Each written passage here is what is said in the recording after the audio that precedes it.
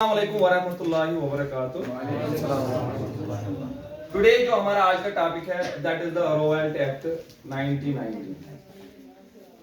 First of all ये act पास क्यों किया गया, ये एक्ट पास क्यों नहीं किया और इस एक्ट की वजह से कौन सा इंपैक्ट पड़ गया हिंदुस्तान की सोसाइटी पे।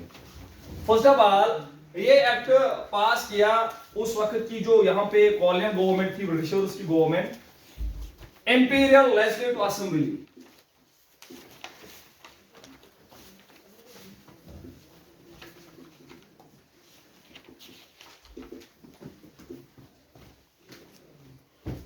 इंपीरियल लेजिस्लेटिव असेंबली जो यहाँ पे मीन जो ब्रिटिश गवर्नमेंट यहाँ पे थी जब कॉलोनियल का पीरियड चल रहा था, तो उस वक्त ब्रिटिशर्स ने एक कानून बनाया, एक एक्ट पास किया जिसको कहते हैं रॉयल्टी एक्ट 1919 में। फर्स्ट ऑफ ऑल ये एक्ट पास क्यों किया गया, ऑलरेडी हमने प्रीवियस क्लास में एक लेक्चर दिया था एडीएफ सत्याग्रह पे। जब एमके गांधी वापस आया साउथ अफ्रीका से 1915 में, याद है 1915 में जब साउथ अफ्रीका से एमके गांधी वापस आया तो उन्होंने फिर यहाँ पे सत्याग्रह का कंसेप्ट अडॉप्ट किया 3 प्लेसेस पे, जो लेक्चर हमने ऑलरेडी डिस्कस किया। सबसे पहले चंपारण इन बिहार में 1970 में जहां पे इंडिगो का मसला था वो भी डिस्कस किया हमने। Another खेदा इन गुजरात 1917 में, वहां पे क्रॉप फेलियर का मसला था तो वहां पे भी इंप्लीमेंट किया सत्याग्रह को। एंड थर्ड जगह पे अहमदाबाद जो गुजरात में अनदर जगह, तो वहां पे कॉटन मिल वर्कर्स का मसला था, जब वो वेजेस की हाइक चाहते थे, जब वो एनहेंस चाहते थे सैलरी की 50%, तो ब्रिटिशर्स ने कहा था 25% या 20% हम आपको देंगे। तो लेकिन जो उन्होंने फिर एमके गांधी ने वहां पे फास्टिंग रखी गुजरात में, तो एट लास्ट एनहेंस सैलरी की गई उनकी 35%। मेरे कहने का मतलब ये है जब बिहार में, जब गुजरात में, या जब चंपारण में, या खेदा में, एज वेल एज अहमदाबाद में, जब गांधी जी ने सत्याग्रह का कंसेप्ट अडॉप्ट किया, power of truth and the search for truth, ठीक है, बट वायलेंस के बगैर, नॉन वायलेंस। तो उसके साथ साथ ब्रिटिशर्स ने ये सोचा कि अब गांधी जी दिन ब दिन, या अगर सरदार पटेल था, राजेंद्र प्रसाद था, ये दिन ब दिन अप होते जा रही है, इनके फॉलोअर्स तो बहुत ज्यादा बन रहे हैं। अगर हमने इन लीडर्स की या इन लोगों की आवाज को रिप्रेस नहीं किया, अगर हमने इनकी आवाज को नहीं दबाया, तो हमें लगता है कि और फॉलोअर्स बन जाएंगे और मूवमेंट्स लॉन्च करेंगे। दैट इज व्हाई ब्रिटिशर्स ने सोचा कि बिहार में भी, गुजरात में भी अब लोग कहते हैं कि हमारा मसीहा आ गया गांधी जी, क्योंकि उसने डिफरेंट प्रॉब्लम्स को सॉल्व किया। तो दैट इज व्हाई फिर ब्रिटिशर्स ने कहा कि हमें एक ऐसा कानून बनाना चाहिए जिसके जरिए हम लोगों की आवाज जो है हम इसको रिप्रेस करेंगे, हम इस आवाज को दबाएंगे, हम इनको मुंह तोड़ जवाब देंगे। दैट इज व्हाई ब्रिटिशर्स की जो गवर्नमेंट यहाँ पे थी, जो एक इंपीरियल असेंबली जो थी या council we can say that, तो उस इंपीरियल लेजिस्लेटिव काउंसिल ने यहाँ पे एक कानून बनाया। उस कानून का मतलब क्या है बेटा, रॉयल्टी एक्ट। और रॉयल्टी एक्ट मींस यहाँ पे जो रेवोल्यूशनरी एक्टिविटी जो हो रही थी, यहाँ पे जो प्रोटेस्ट हो रहा था, यहाँ पे जो ब्रिटिशर्स की बगावत हो रही थी, यहाँ पे जो ब्रिटिशर्स के मुतालिक लोग बहुत कुछ ज्यादा बोलते थे, तो दैट इज व्हाई कि ब्रिटिशर्स ने कहा कि नहीं, हमें इनको जवाब देना चाहिए, हमें इनकी जबान पे लगाम लगानी चाहिए। दैट इज व्हाई ब्रिटिशर्स ने रॉयल्टी एक्ट पास किया 1919 में। रॉयल्टी एक्ट का मतलब क्या है, रॉयल्टी एक्ट का मतलब है कि हम किसी भी पर्सन को विदाउट एनी रीजन, याद रखना, without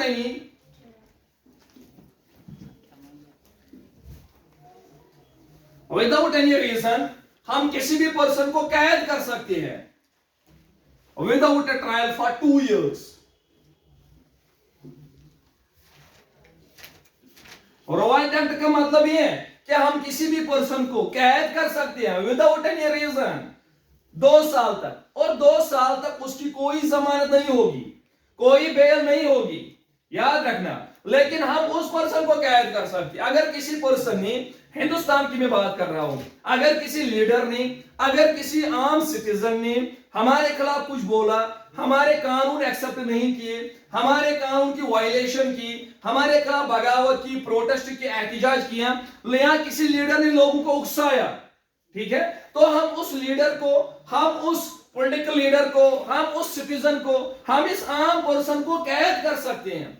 without A trial for 2 years, हम उसको कैद कर सकते हैं। 2 साल तक कोई जमानत नहीं होगी, याद रखना, 2 साल तक कोई जमानत नहीं होगी।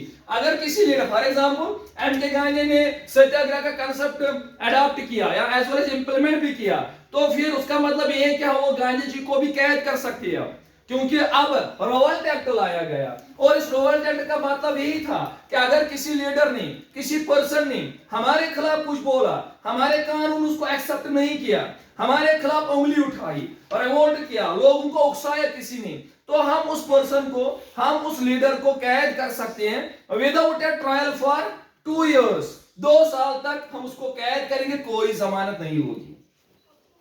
रेवोल्यूशनरी एक्टिविटीज को सस्पेंड करने के लिए, लोगों की आवाज को दबाने के लिए, लोगों को रेप्रेस करने के लिए यह एक्ट पास किया गया।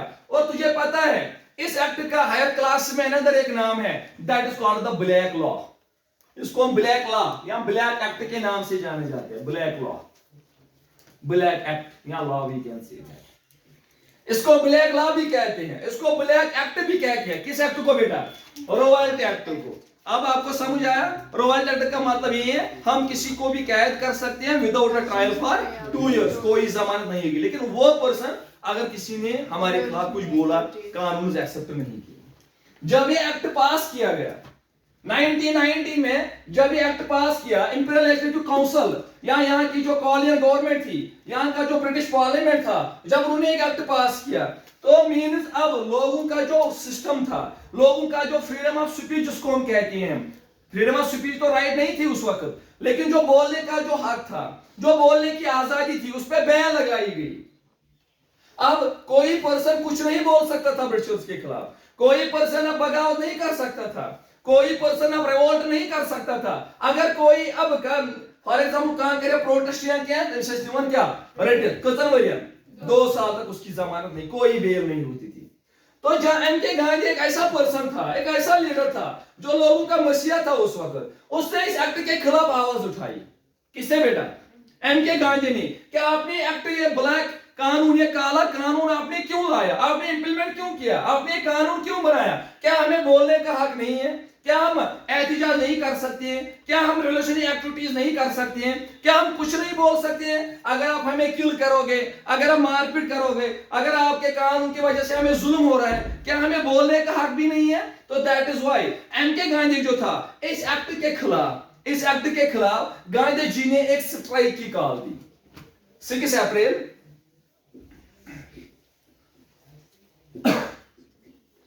6 अप्रैल 1990 में एम के गांधी ने स्ट्राइक की कॉल दी हिंदुस्तान में। किसने बेटा? एम के किस कानून के खिलाफ? रिवोल्ट एक्ट के खिलाफ गांधी जी ने हिंदुस्तान में स्ट्राइक की कॉल दी। कब? 6 अप्रैल 1990 में। जो ये स्ट्राइक दी जब गांधी जी ने, तो पूरा हिंदुस्तान बंद हुआ। किसके कहने पे? गांधी जी के कहने पे। शॉप्स क्लोज हुए, ट्रांसपोर्ट सस्पेंड हुआ, इंडस्ट्रीज पे ताला लगाया गया, वर्कर्स ने अपनी नौकरी छोड़ दी, टीचर्स ने या अदर जो उस वक्त जो ब्रिटिशर्स के अंडर जो काम करते थे, उन्होंने स्ट्राइक की। या इतना ही नहीं, या शॉप्स, रोड ब्लॉक किए गए। किसके कहने पे? गांधी जी के कहने पे। जब गांधी जी ने 6 अप्रैल 1990 में जब गांधी जी ने स्ट्राइक की कॉल दी, तो पूरा हिंदुस्तान बंद हुआ। कब बेटा?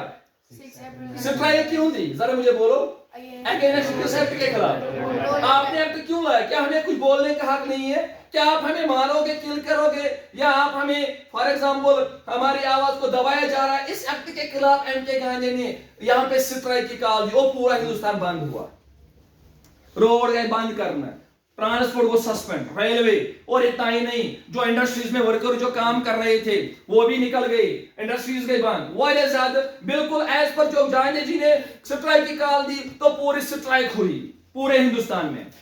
लेकिन जब स्ट्राइक हो, लेकिन गांधी जी ने साथ ही कहा, अरे लोगों आप प्रोटेस्ट करो, आप ब्रिटिशर्स के खिलाफ जाओ, हम इस एक्ट के खिलाफ लड़ेंगे, हम इस एक्ट के बारे में हम प्रोटेस्ट करेंगे, लेकिन पीसफुल प्रोटेस्ट, नॉन वायलेंस। क्योंकि आज भी मैंने आपको बोला था कि गांधी जी मॉडरेट लीडर था, वो कतई इजाजत नहीं देता था फिजिकल फोर्स, वायलेंस, तोड़फोड़, मारपीट। एम के गांधी ने कहा अरे लोगों स्ट्राइक करो, कोई बात नहीं, लेकिन कोई वायलेंस नहीं होनी चाहिए, कोई खून खराबा नहीं होना चाहिए, कोई वायलेंस नहीं होनी चाहिए, कोई तोड़फोड़ नहीं होना चाहिए।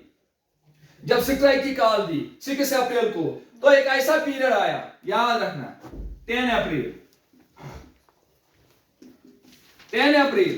1919 में क्या हुआ बेटा, समझना।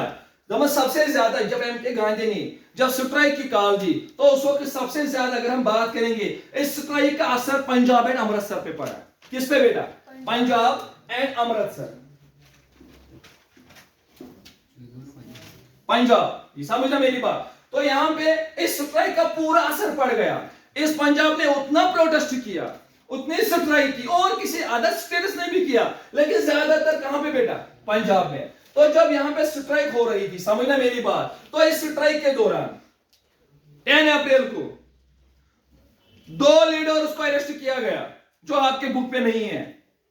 एक लीडर का नाम था doctor Satyapal, doctor Satyapal. Another leader का नाम था डॉक्टर सैफुद्दीन, समझना मेरी बात, सैफुद्दीन एंड सत्यापाल। ये 2 लीडर्स थे बेटा, जिनको पंजाब में अरेस्ट किया गया।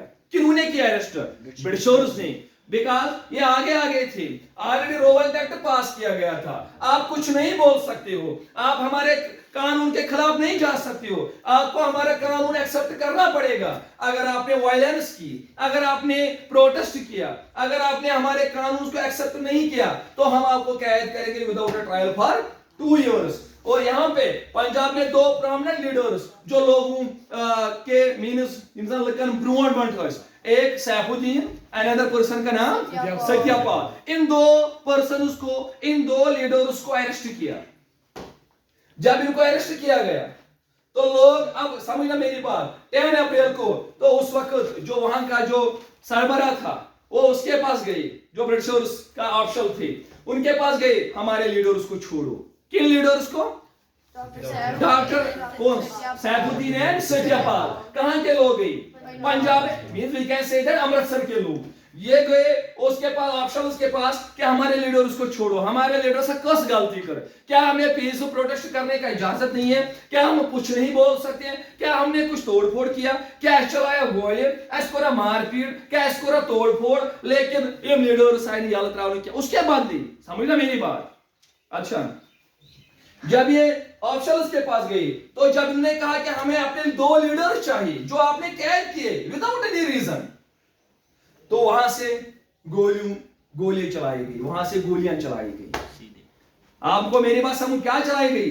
गोलियां चलाई गई। किन पे बेटा? पंजाब के जो लोग यहाँ वीकेंड से अमृतसर के लोग गए थे, ये गए थे अपने लीडर्स को रिलीज करने के लिए, लेकिन वहां से मुंह तोड़ जवाब दिया ब्रिटिश ऑफिशियल्स ने, कॉलियर की जो गवर्नमेंट थी। और इसमें 10 अप्रैल, समझना मेरी बात, कंफ्यूज मत होना, 6 अप्रैल को एम के गांधी ने स्ट्राइक की कॉल दी, पूरा हिंदुस्तान बंद हुआ, लेकिन पंजाब पे ज्यादा इंपैक्ट पड़ा जब यहाँ पे 2 लीडर्स को अरेस्ट किया गया। फिर वो ऑफिशियल्स के पास गए, उन्होंने उनको रिलीज नहीं किया, उसके बाद उन्होंने गोलियां बरसाई उन पे, जिसकी वजह से कुछ, समझना मेरी बात, जिसकी वजह से पंजाब में या कैसे अमृतसर में कुछ लोगों की डेथ हुई, कुछ इंजर्ड हुए। जब ये सिस्टम पंजाब में क्रिएट हुआ, तो लोगों ने वायलेंस की। क्या की बेटा? लोगों ने तोड़फोड़ किया, लोगों ने पुलिस के साथ बहुत ज्यादा क्लैशेस हुए, बसेस को जलाया, गवर्नमेंट ऑफिस पे हमला किया, रोड ब्लॉक किया गया। कहां पे बेटा? समझना मेरी बात, कहां? मेरी तरफ देखो, कहां पे? पंजाब में। और जब ये सिस्टम पंजाब में, समझना, कंफ्यूज मत होना, तो एम के गांधी को रेस्ट्रिक्ट किया गया। एम के गांधी द्राया दिल्ली, को द्राया दिल्ली, लेकिन शुक्र स्टॉप, आपको दिल्ली में आने की इजाजत नहीं है। किसको बेटा? For example, just example, for example, किसी जगह जुल्म हो रहा है, अब कोई लीडर उस जुल्म की तरफ तुक नहीं, या अपने इस मोमेंट को, या अपने इस जो ये रवायत सत्याग्रह इसको कहते हैं, इसको अप करने के लिए, या लगन का करने खातिर, तो दैट इज व्हाई एम के गांधी को स्टॉप किया गया। इसको दिल्ली में असल कमिस एम के गांधी किया। लेकिन यहाँ पे जो इंसिडेंट आया, ये इंसिडेंट सिख्स के साथ, किनके साथ बेटा? जब यहाँ पे जब पंजाब में इंसिडेंट आया, उस वक्त थोड़ा बहुत सिख इसमें इन्वॉल्व हुए, क्योंकि पंजाब में सिख कम्युनिटी ज्यादा है एज कंपेयर टू मुस्लिम। और इसी के साथ साथ जब यहाँ पे तोड़फोड़ किया गया, वायलेंस की गई, क्यों? क्योंकि लोगों के साथ ज्यादती की गई। लोगों ने क्या किया, लोगों को वापस अटैक पुलिस स्टेशन पे, बसन पे, रोड्स का ब्लॉक करना। और इतना ही नहीं, और 6 अप्रैल जब कॉल दी गई, 10 अप्रैल को ये इंसिडेंट पेश आया और 13 अप्रैल को बैसाखी थी। समझना मेरी बात। 13 अप्रैल 1990 में बेटा बैसाखी मीन्स 13 अप्रैल बैसाखी त्योहार किनकी, सिख्स की।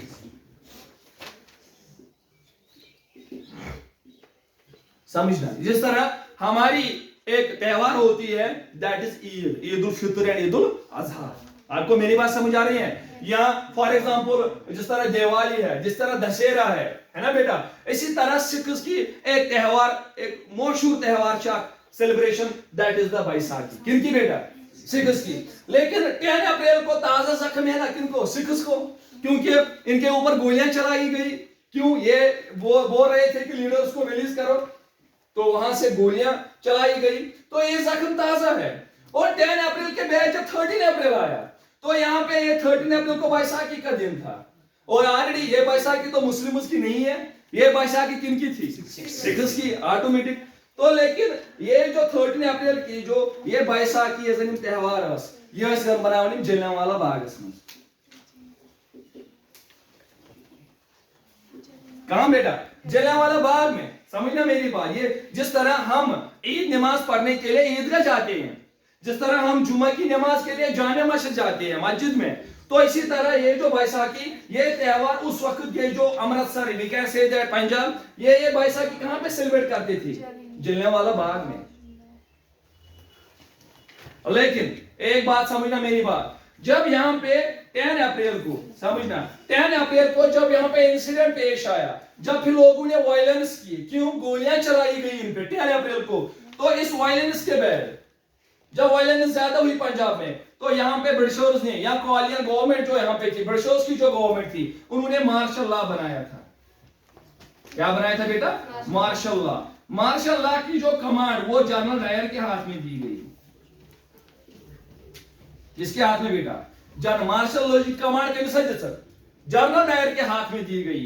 वो मार्शल लॉ क्या था, ये सिंपली आपको बेटा समझना होगा। जिस तरह कश्मीर में दफा का 44 मेरी 6 आदमी 5 आदमी या 10 आदमी एक जगह नहीं बैठ सकते हैं जब हालात खराब होती, जब हालात टेंस होते हैं, तो इसी तरह मार्शल लॉ बनाया गया उस वक्त इंडिया में, जो कोलियन गवर्नमेंट ने बनाई, जो यहाँ पे ब्रिटिश की गवर्नमेंट ने उस वक्त बनाया। तब जब यहाँ पे हालात खराब हुए बेटा पंजाब में, तो उस वक्त एक कानून बनाया गया मार्शल लॉ। और इस मार्शल लॉ की कमांड किसके हाथ में दी गई, जनरल डायर के हाथ में दी गई। इस मार्शल लॉ का मतलब ये है कि अगर कोई प्रोटेस्ट, कोई रिवोल्ट हुआ, कोई प्रोटेस्ट हुआ, अगर लोग किसी जगह असेंबल हुए, फिर उन्होंने प्रोटेस्ट किया, बगावत की, तो उस वक्त आपको मुंह तोड़ जवाब देना होगा। General Dyer. और जनरल डायर को कहा गया अगर किसी इंसिडेंट पेश हुई तो हम लोगों को नहीं पकड़ेंगे, आपको जवाब देना पड़ेगा।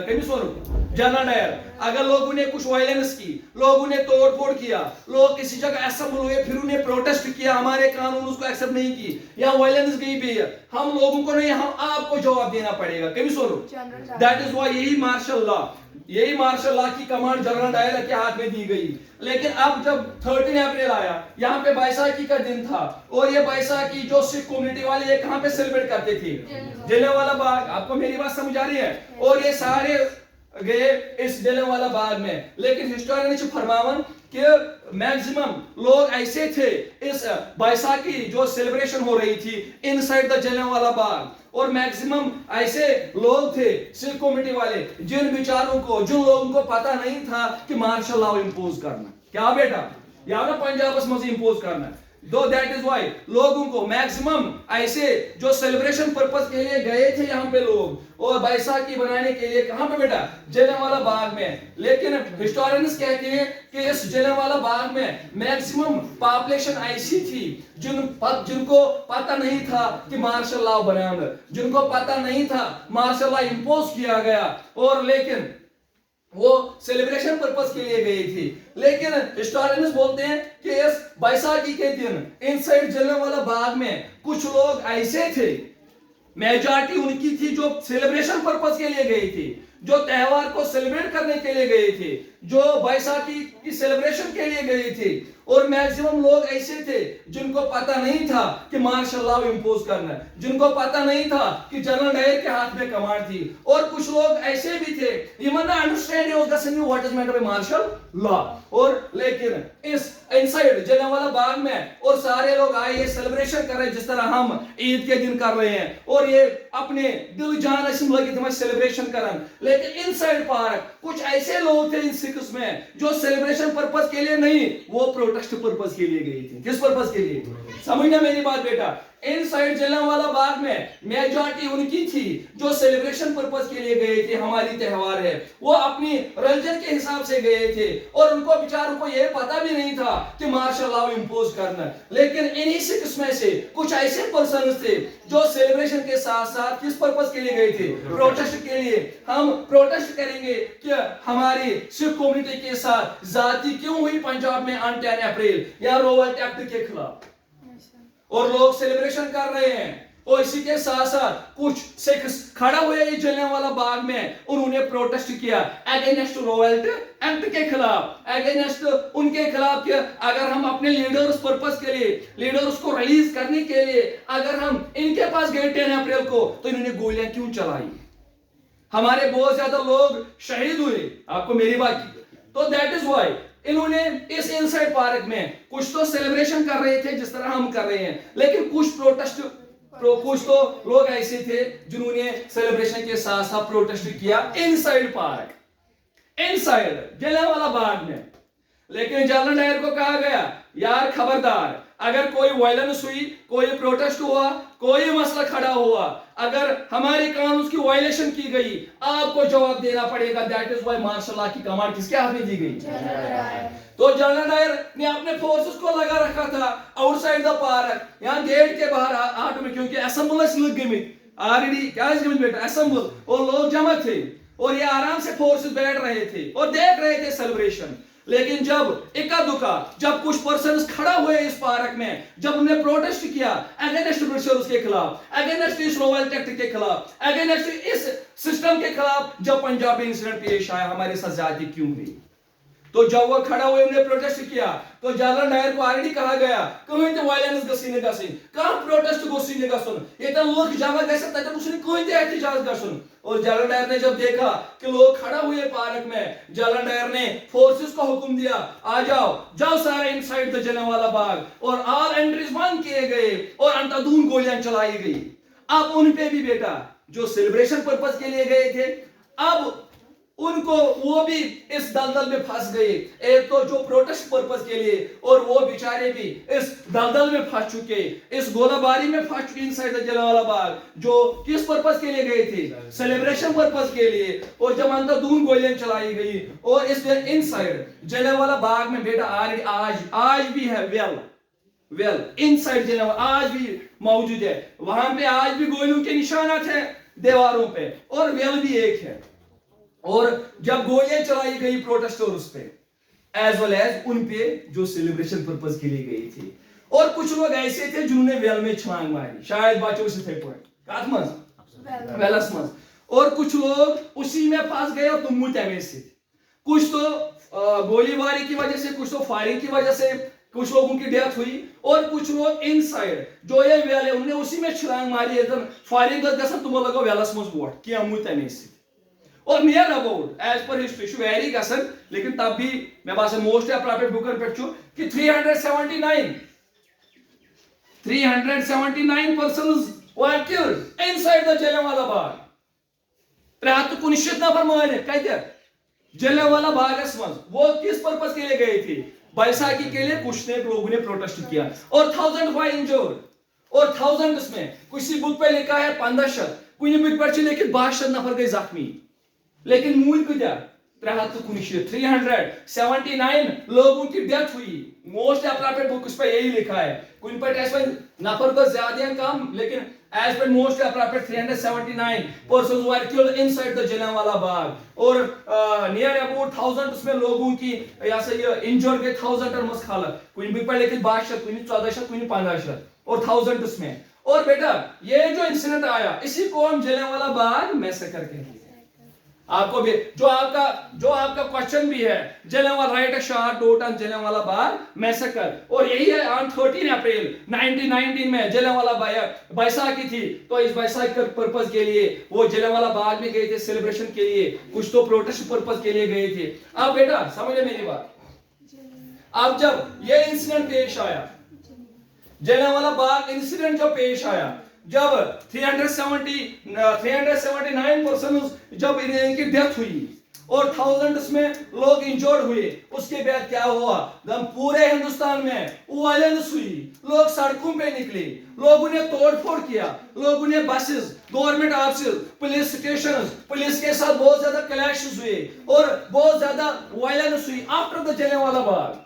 जब यहाँ पे इंसिडेंट पेश आया तो ऑल इंडिया के लोग सड़कों पे निकले, उन्होंने बहुत ज्यादा वायलेंस की, और जब वायलेंस की तो ब्रिटिशर्स ने और रिवार्ड दिया, हमारा रिवार्ड पहुंच दिखा ना, उन्होंने लोगों की नाक रगड़ी रोडों पे, और लेकिन जो आदमी थे तीन बाड़ी रगड़ो सर्टिफिकेट और कोड़े मार दिए गए। इतना ही नहीं, खाली कोड़े होते हैं, बहुत ज्यादा लोगों को कैद किया गया। लेकिन मोस्ट इंपॉर्टेंट चीज कि रब मेरे उनकी जो नाक थी, तुम रहो रगड़ो नास काट पे, ये बुक पे लिखा है जमीन पे, और इतना ही नहीं, कुछ लोगों को कहा गया कि लेटो अर्थ पे, तो पत नफर करन था बस रगड़ दिवन जिस्मस रोड पे, और इतना ही नहीं, कोड़े मार दिए कुछ लोगों को। और एक प्रोमिनेंट सेंटेंस है आपके बुक में, वो ये जब जलियांवाला बाग इंसिडेंट आया और फिर लोगों को इतना ज्यादा रिप्रेस किया, इतना ज्यादा टॉर्चर किया कि लोगों को मजबूर किया गया हमें सल्यूट करो, क्या करो बेटा, और लोग मजबूर हुए करे सलाम। और इतना ही नहीं, ये जन कोड मरी बाकी चीज, लेकिन गांधी जी सब कुछ देख रहा था। जब गांधी जी ने देखा कि बहुत ज्यादा वायलेंस हुई, मैंने लोगों को कहा था वायलेंस मत करो, पीसफुल प्रोटेस्ट करो, लेकिन ये गांधी जी बासो कि रिवोल्ट सत्याग्रह मूवमेंट के कन्वर्ट कथ मज वायलेंस मज तोड़फोड़ किलिंग ज्यादा, तो गांधी जी ने कहा कि नहीं, हमें और कोई मूवमेंट लॉन्च करनी होगी नेशन वाइड, और हमें हिंदू एंड मुस्लिम्स को भी इकट्ठा कंबाइन करना चाहिए। तो that is why Gandhi ji ने काला मूवमेंट, रोवल्ट सत्याग्रह मूवमेंट जिसको कहते हैं, रोवल्ट सत्याग्रह मूवमेंट काला किया एम के गांधी ने। वजह क्या था, वजह ये था वायलेंस हुई। क्या हुई बेटा, वो गांधी जी वायलेंस के खिलाफ था, गांधी जी का तो इजाजत नहीं था कि वायलेंस या फिजिकल फोर्स। गांधी जी कहता था जहां पे भी आपको लगेगा या बासन छुता इनजस्टिस गसन, वहां पे आप फिजिकल फोर्स के बलबूते पे नहीं, आप उनको बोलो कि आपने गलत किया, या table talk, newspaper etcetera, moderate leader था। लेकिन जब एम के गांधी को जलियांवाला बाग सामने आया कि इतने लोगों की डेथ हुई, उसके बाद भी कुछ लोगों की डेथ हुई, इंजर्ड हुए, तो गांधी जी ने काला इस मूवमेंट को किस एरिया